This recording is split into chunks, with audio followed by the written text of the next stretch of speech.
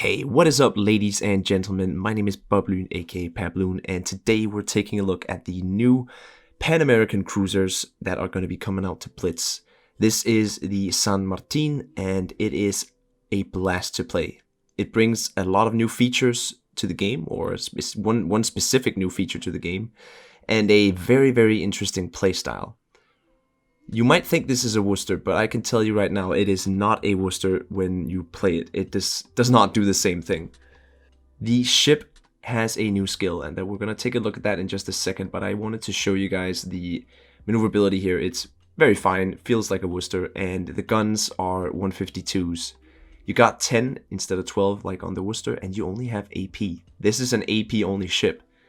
They do reload in 5 seconds, but trust me, it can get a lot better, because once we take a look at combat instructions, a new skill in the game: reduce main gun reload time and max dispersion by 30%, and increase main gun AP shell penetration by 30% for 20 seconds. It can only be used after landing 50 hits with main guns. It can be used as much as you want in a game. There is no limit. You can see we have 3 DFAs. We just have unlimited combat instructions. You also get the Goliath heal, which is insanely fun to use. And you definitely need it because you're going to be, doing some brawling and close range stuff. Because you also have torpedoes. Pretty standard torpedoes, 8.40 kilometers range, 5 on each side. And of course you have a really nice AA. So this is a package that I all in all really like. I mean, I'm just going to have to show you guys in the game, but we'll just take a look at how I equip this ship. So I went with range, and it actually gives you over 13 kilometers, which is pretty good. Nothing to complain about there, in my opinion. Then we have the build. I went with dispersion. Oh, sorry, we got to check out the camo first. So this is the Inca Treasure camo, the special one, and it gives you main battery shell dispersion. And here we have the historical camo, which I actually really like. I think it's a nice dark, theme. It looks pretty cool. Unfortunately, it's not the best camo, but I actually also do like this Inca Treasure. I think it's a pretty cool, subtle camo that, I don't know, it's not too in your face. I really do like it for some reason. I like these little gold details and the engravings you can see on the hull, which is pretty cool. I mean, it's nice to see a subtle but still vibrant camo, if you get my drift. For the commander, I mean, I didn't have any other commander than this one right here, who was the Atlantico elite commander. So I mean, I don't know if anyone else has Pan American commanders. I for sure don't have anyone other than her. But here's the build. You can see we don't take exploit weakness because we don't have HE, so not really needed. We take generalist instead. We go for the maximum heals because we have that extremely good heal. And then we want Honor Seeker and of course APCS. And I took Citadel Strike because you do get Citadels with this thing if you're fighting cruisers. So let's just take a look at a game and how this thing plays. So the San Martin is a burst fire cruiser. I would kind of see it as a mix between Minnow and Henry, and then it's a Worcester hull. You have some of the good skills, like you have radar, you have DFA, to help your team with CVs and countering smokes and stuff. So it's a very all-around cruiser. It has lots of good skills and attributes from different ships, and then it brings its own, uniqueness to it with this combat instruction. It's pretty heavily loaded. Like you got the Goliath heal, you got the Worcester radar and the almost Worcester AA, and then you have the Minotaur, AP only thing that could be seen as a detriment. I see it as an interesting challenge for the ship. It also just means you don't have to worry about swapping shell types. You shoot just AP all the time, which is pretty simple. I really think this is a fun ship, and I hope we see more of these combat instructions, as I think they're a great addition to the game and are a fun way to bring in new features into this World of Warship Blitz game. And I like I said, I really like it. So here we see this SAO coming up, and you can see I have dispersion mod in this. The dispersion is quite decent. The shell arcs are not like Worcester's. They are pretty low and decently quick, not as slow as an American shell would be. So it's very easy compared to that. If you've played Worcester, you know how hard it is to actually deal with these shell arcs. But on this thing, it's not even there. DDs are of course not trouble either. I found this thing very good at dealing with DDs. The only problem is, once they get too close, you can actually easily overpen them and not deal as much damage as you would think. So you have to keep that in mind, but that's where you have your torpedoes to kind of help you in that situation. Like you see here, we get some overpens on this Fletcher bot, and yeah, it still does a ton of damage. And now you see we have our combat instructions. So I'm not sure if this thing runs out. So let's say if you're not shooting at anything and you're not using it, it can, I don't know if it can fade away. But currently it's just, you know, sitting there ready to be used. And you can see that with the little orange bar out on the left side. When that is full, it will light up and you can use it. So he's pretty far away this Sao, but you can still see the dispersion is nice. It chunks anything that is lightly armored, and I also found that against battleships you are dealing tons of damage, especially when you activate your skill. And I'm pretty sure we're gonna see the skill here as we get the Sao. We're gonna use this. Well, it's pretty much a rapid reload with, you know, penetration increase and dispersion, you know, upgrade. It's pretty darn good. You can see the amount of firepower we have for these 20 seconds is insane, and we just chunk this midway completely, which is lovely to see. Now obviously we have this Stalingrad here to deal with, and I was certainly hoping to hit all my torpedoes on him, but he has sixth sense. Even though he probably doesn't know that this ship has torpedoes, he still spotted them in time and pretty much dodged it, which kudos to you, bro. So we're running away here, trying to not die to a Stalingrad. And I want to get this midway really badly. So I'm just going to sit behind this island here and use it to cover myself, which is pretty much, you know, light cruiser, heavy cruiser gameplay. This is, I guess, a light cruiser, but it plays a lot more like a heavy cruiser, in my opinion. Actually, I think the one thing I would compare it most to, that it reminds me the most of, is probably Henry, because of this combat instruction skill. It is just high octane, fast-paced gameplay, and the fun you have while activating, the power you feel when activating that skill is insanely funny. I mean, you feel so powerful, and you just know nothing stands a chance against you. You can see the AA with the DFAA-3 is just fine. We shoot down planes, and like I said, I have nothing to complain about in the AA department. The Midway and the Conqueror, they almost get me here, but I'm determined to take out this Midway. I cannot let him stand, and when I see my final salvo would probably take him out. So we barely, you know, get out of dodge. We have 1700 HP left, and here comes the Goliath heal to just, you know, get us back up to, I think, what is this, probably 10, 12k we get up to? Which is pretty freaking good if you think about it. That is, we just healed almost 10k HP, and certainly is powerful. Now this ship is not godly, you know, it can still be punished, and I did find myself in situations where the skill combat instructions maybe made me a little bit more brave in terms of what I actually thought I could do. And I do have a clip that I will show after this game. You're going to be seeing 2 games, by the way. I do have a clip after this game where I will be showing you guys how easy you could deal with a Smolensk at long range. It is actually stupidly funny how fast they melt versus a San Martin combat instruction. So there we go, first game, and we did, I don't know how much damage we did, 107. All my games in this ship so far have been pretty high damage. It definitely does not lack, you know, in the damage department just because you don't have HE. And it's just nice to see that we don't get yet another HE spammer, because it can be quite frustrating as a bigger ship player, let's say BB players, to get farmed by yet another light cruiser. The San Martin's job is to hunt cruisers and DDs, and it's extremely good at it. It is also a support cruiser, so that's a really nice addition to the game. I love my support cruisers, and I can definitely see myself playing this once it comes out. I think a lot of people will enjoy this. It is very, very fun, and you, like I said, you feel very powerful once you are using your combat instructions.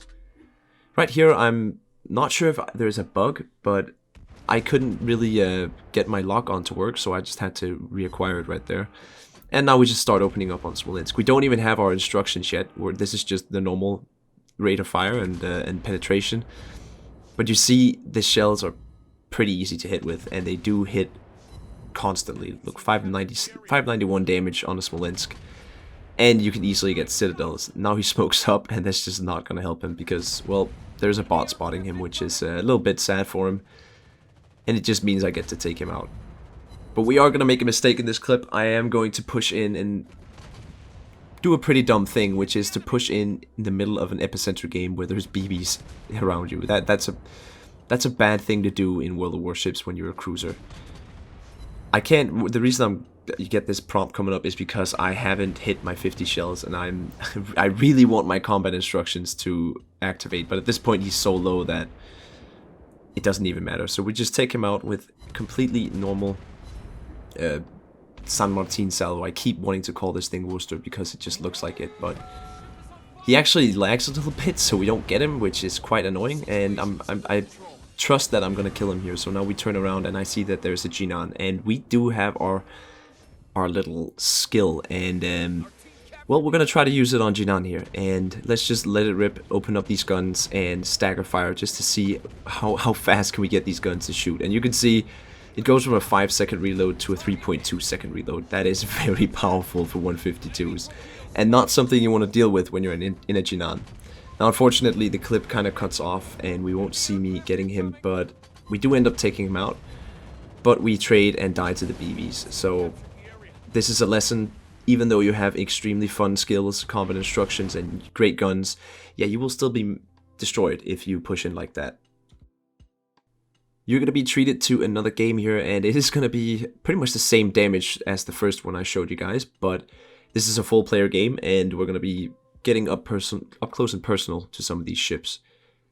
Like I said, this thing does have torpedoes, and it has 5 on each side, which is not bad at all. The spread is kind of wide, so you can't really get these concentrated, narrow spreads of torpedoes.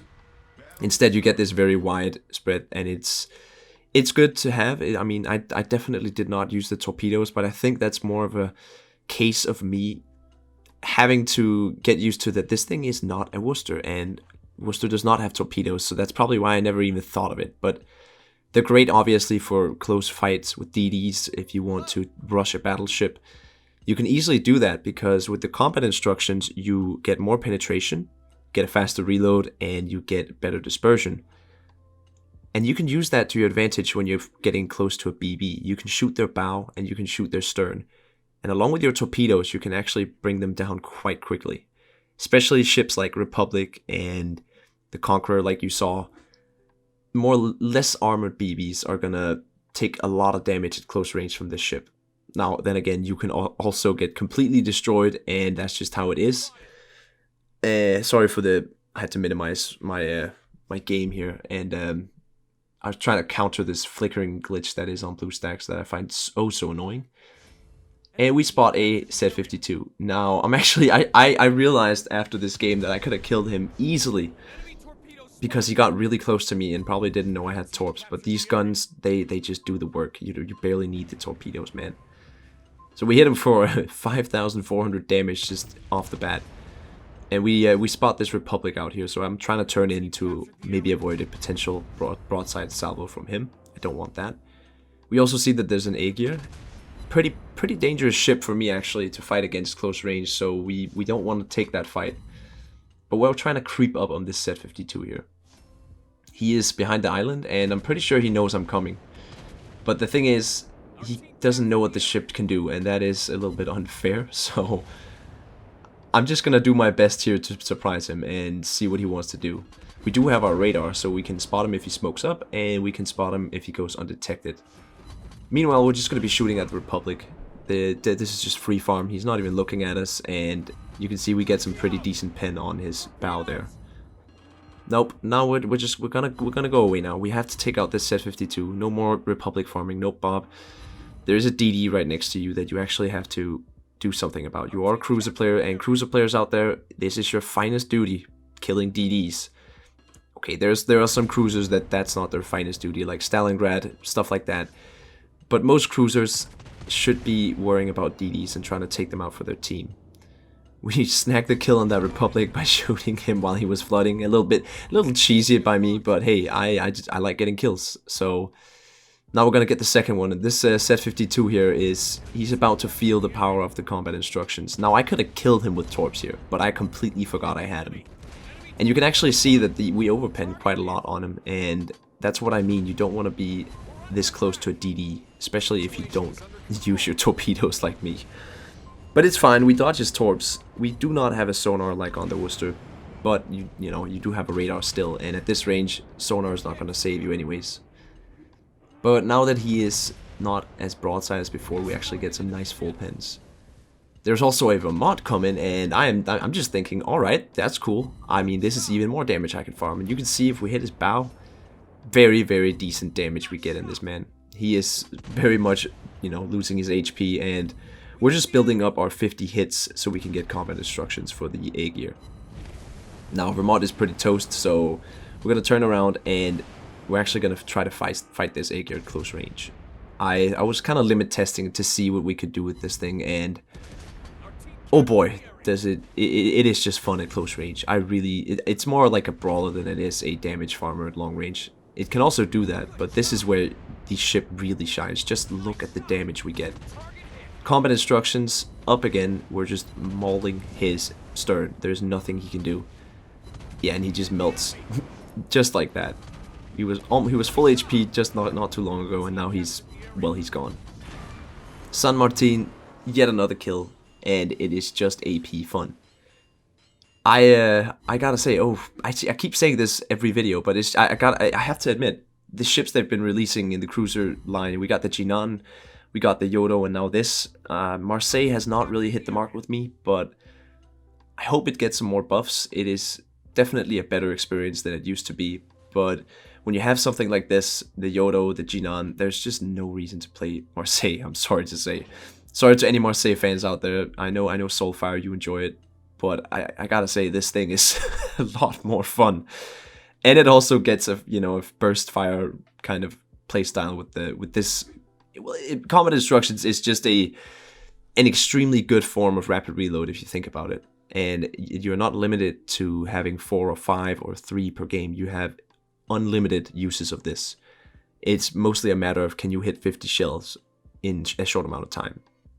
So you can obviously see that this ship likes to be aggressive. It is good to shoot all the time, so you get the skill up. And that's why I probably think a lot of people will like this, because it is a very action-packed playstyle. You don't just sit back, you don't sit and farm, you are actually out there trying to maneuver, trying to get close to people so you can damage them easily. We finally find this Minotaur here, and he's all alone. And Minotaur is, well, it becomes mincemeat under these guns, as you can see. It's just a devastating ship to be facing in a light cruiser. Jinans, Smolensk, Colberts, they all suffer under these guns. So, yep, that's pretty much it. 103k, and we also get the Battle Star. This is a great ship, and you can expect me to be playing this a ton when we get to show it off on stream and stuff. It's definitely something that I will be trying to master and become really good at. Alright, that is going to be the end of this video. I hope you enjoyed it. I really look forward to this ship, and it's awesome to see that we get some new skills. So, nice job, Wargaming. I think this is going to be a great addition to the game. Nothing else to say then. My name has been BobLyn, aka PabLoon, and I am signing out.